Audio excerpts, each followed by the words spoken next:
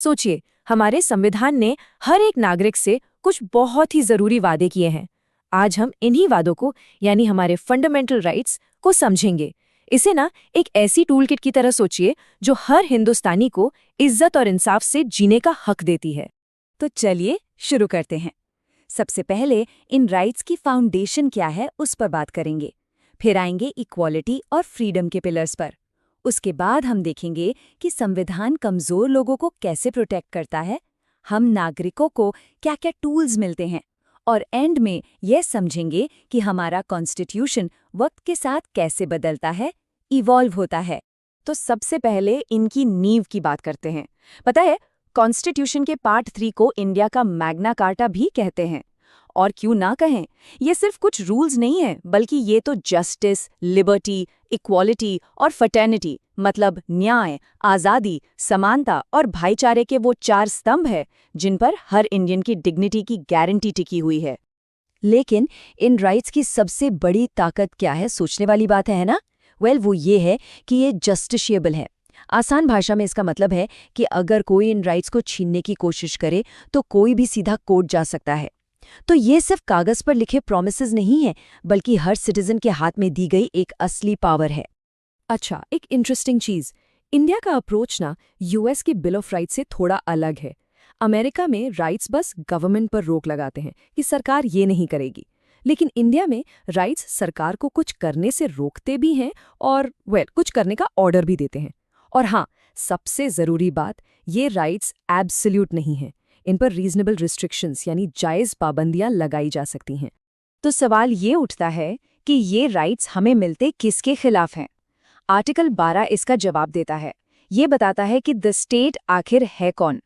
इसमें सरकार, पार्लियामेंट से लेकर एलआईसी और ओएनजीसी जैसी सरकारी कंपनियां तक शामिल हैं। और ये डेफिनेशन इतनी इम्पोर्टेंट इसलिए है क्योंकि इससे ही तो तय होता है कि हमारे राइट्स की रक्षा करने की जिम्मेदारी आखिर है किसकी।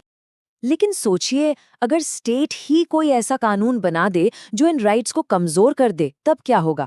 यहीं पर आता है आर्टिकल 13, एक गेट कीपर की तरह। ये जुडिशरी को जुडिशियल रिव्यू की पावर देता है। मतलब कोर्ट्स किसी भी ऐसे कानून को रद्द कर सकती हैं जो फंडामेंटल राइट्स के खिलाफ हो। कितनी बड़ी पावर है! और इसको आसान बनाने के लिए जुडिशरी के पास कुछ बड़े स्मार्ट फिक्सेड टूल्स भी हैं, जैसे डॉक्ट्रिन ऑफ इक्लिप्स।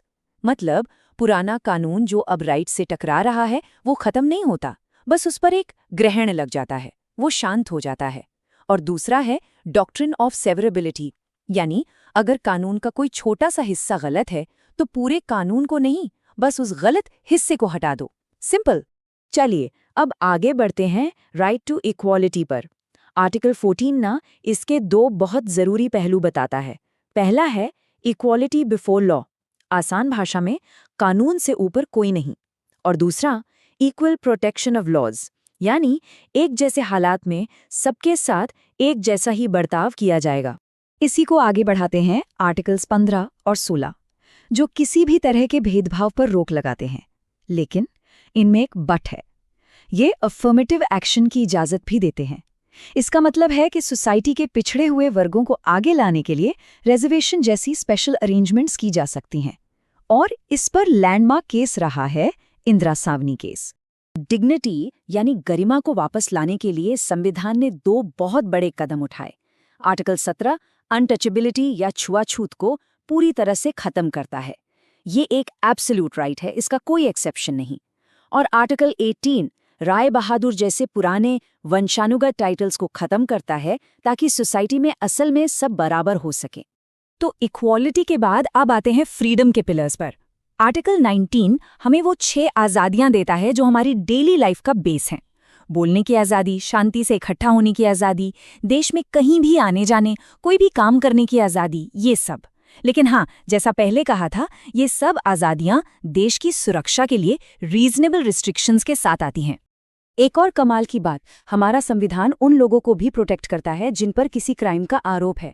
आर्टिकल 20 उन्हें 3 सुरक्षा कवच देता है। नंबर 1, आपको उस काम के लिए सजा नहीं मिल सकती जो करते वक्त क्राइम था ही नहीं। नंबर 2, एक ही गलती के लिए 2 बार सजा नहीं। और नंबर 3, किसी को भी अपने ही खिलाफ गवाही देने के लिए फोर्स नहीं किया जा सकता। अब आते हैं आर्टिकल 21 पर। Right to life. इसकी कहानी में एक बहुत बड़ा ट्विस्ट आया। पहले कोर्ट्स बस ये देखती थी कि कानून का प्रोसीजर फॉलो हुआ या नहीं, लेकिन मेनका गांधी केस के बाद सब कुछ बदल गया। कोर्ट्स अब ये भी देखती हैं कि वो प्रोसीजर, वो कानून खुद फेयर और जस्ट है या नहीं। ये एक जबरदस्त बदलाव था। और इसी बदलाव से बना गोल्डन ट्रिनिटी, आर्टिकल्स 14, 19 और 21 का। ये तीनों अब एक साथ पढ़े जाते हैं और कोर्ट्स की इसी जुडिशियल एक्टिविज्म की वजह से जीने के अधिकार का मतलब अब सिर्फ सांस लेना नहीं रहा। इसमें right to privacy, right to livelihood, right to a clean environment जैसे कितने ही नए राइट्स जुड़ गए।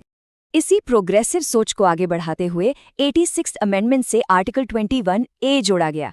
सोचिए, इसने 6 से 14 साल के हर बच्चे के लिए एजुकेशन को एक फंडामेंटल राइट बना दिया। कमाल है ना? और वहीं आर्टिकल 22 ये पक्का करता है कि अरेस्ट और डिटेंशन के नाम पर किसी की आज़ादी का गलत इस्तेमाल न हो। चलिए, अब बात करते हैं उन राइट्स की जो कमज़ोर लोगों को प्रोटेक्ट करने के लिए बनाए गए हैं। आर्टिकल 23 और 24 है राइट अगेंस्ट एक्सप्लॉयटेशन, यानी शोषण के खिलाफ अधिकार। आर्टिकल 23 ह्यूमन ट्रैफिकिंग और बेगार यानी जबरन मजदूरी पर रोक लगाता है, और आर्टिकल 24 14 साल से कम उम्र के बच्चों को फैक्ट्रीज या माइंस जैसे खतरनाक कामों में लगाने से रोकता है। इंडिया के सेक्युलर फैब्रिक की नींव रखी गई है आर्टिकल्स 25 से लेकर 28 में। ये आर्टिकल्स हर इंसान को अपने धर्म को मानने और उसका प्रचार करने की आज़ादी देते हैं, रिलीजियस ग्रुप्स को अपने मामले मैनेज करने का हक देते हैं, और ये भी पक्का करते हैं कि सरकारी पैसों से चलने वाले स्कूल्स में कोई रिलीजियस इंस्ट्रक्शन ना दी जाए। इंडिया की सबसे बड़ी खूबसूरती है उसकी डाइवर्सिटी, और इसे बचाने के लिए है आर्टिकल्स 29 और 30। ये माइनॉरिटीज़ को अपनी भाषा, अपनी संस्कृति को बचाने का और अपने एजुकेशनल इंस्टीट्यूशंस चलाने का हक देते हैं। एक ज़रूरी बात यहाँ पर, ये राइट सिर्फ इंडियन सिटीजन्स के लिए हैं। तो अब वक्त है सिटीजन्स टूल किट को खोलने का, लेकिन हर टूल की तरह इसकी भी कुछ लिमिटेशंस हैं, कुछ सीमाएं हैं। देश की सुरक्षा और डिसिप्लिन के लिए पार्लियामेंट, आर्म्ड फोर्सेस जैसे सेना, पुलिस और इंटेलिजेंस एजेंसीज के लोगों के कुछ राइट्स को लिमिट कर सकती है। इसी तरह मार्शल लॉ के दौरान भी इन राइट्स पर पाबंदी लग सकती है। नेशनल इमरजेंसी के दौरान आर्टिकल 19 के अंडर मिली आज़ादियां सस्पेंड हो सकती हैं। लेकिन यहाँ एक सर्वाइवर रूल है। 44th अमेंडमेंट ने यह पक्का कर दिया कि चाहे कुछ भी हो जाए, आर्टिकल 20 और 21 यानी जीने का अधिकार और कन्विक्शन से प्रोटेक्शन, इनको कभी भी सस्पेंड नहीं किया जा सकता। ये एक बहुत बड़ा सेफ्टी नेट है।